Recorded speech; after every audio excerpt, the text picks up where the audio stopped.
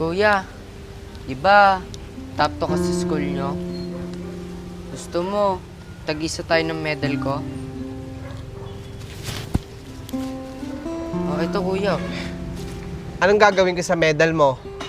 Say na yung medal mo. Ano sasabihin mo kay mama? Ikaw ang top 1. Ikaw na naman ang magaling. Yan naman ang gusto mo, di ba? Ang maging pabida.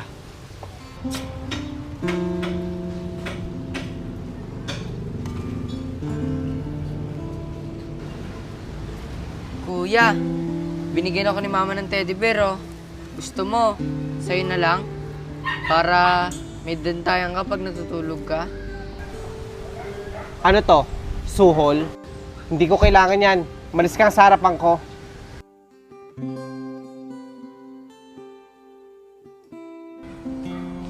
Buisit. Bakit kasi ayun pa yung tanong na natapat sa akin? Kainis? Anak, napakagaling mo talaga.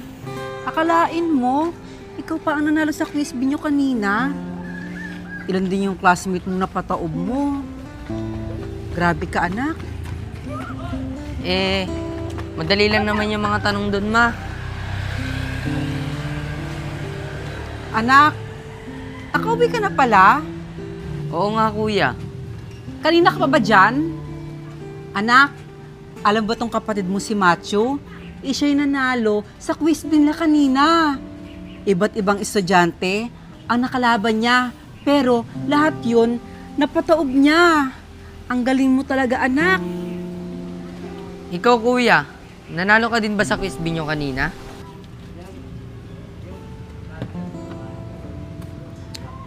Ano nangyari sa kuya mo? Ma, alis na po ako.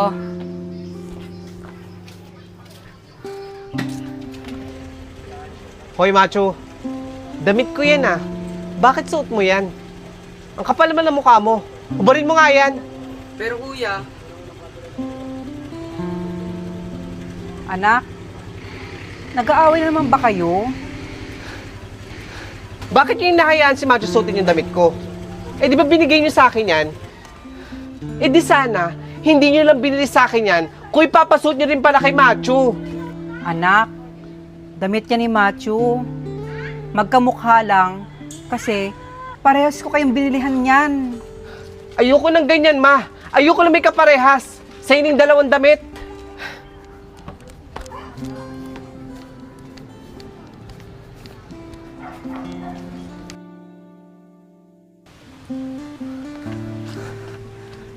kuya, ano bang problema mo?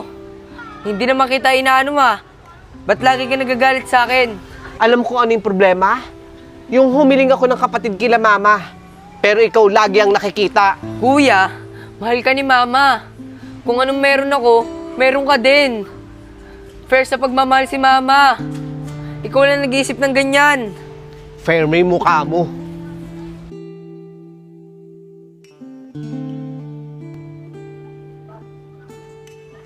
Kuya, sandali.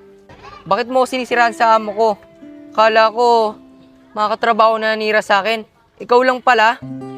Alam mo, nang dahil sa'yo, nawalan ako ng trabaho. Huwag mo nga akong pagbintangan. Wala akong ginagawang masama. Simula ang bata pa lang tayo, malaki na talaga galit mo sa akin. Hindi ko alam kung bakit. Hindi mo alam? Hindi mo alam? Kasi nga tanga ka. Kung nawalan ka ng trabaho, huwag mong isisi sa akin. Baka sa katangahan mo yan. Deserve mo yan.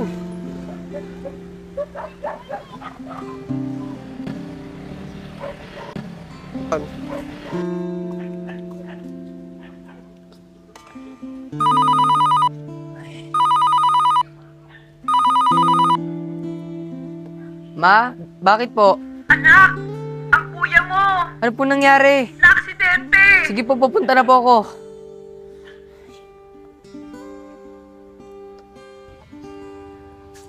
Okay na, anak. Tapos ko nalinisan yung sugat mo. Salamat po, ma. Ano naman drama yan? Ano yan, ma? Nagbubulag-bulagan yan si Macho?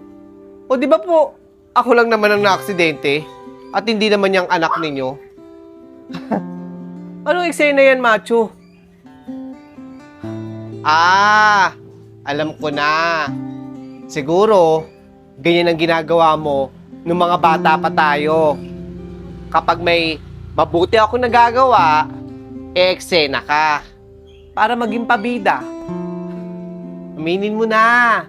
Umamin ka na, Macho. Ay no, karap mo na nga si Mami. Magsisinungaling ka pa. Anak, huwag mo nang pagsetaan ng ganyan ng kapatid mo. Siya ang dahilan kung bakit nakakita ka ngayon. Dahil binigay niya ang isa niyang mata para matupad lang ang pangarap mo bilang isang ophthalmologist. Matagal na po kita napatawad, kuya. Ganun kita kasi kamahal eh.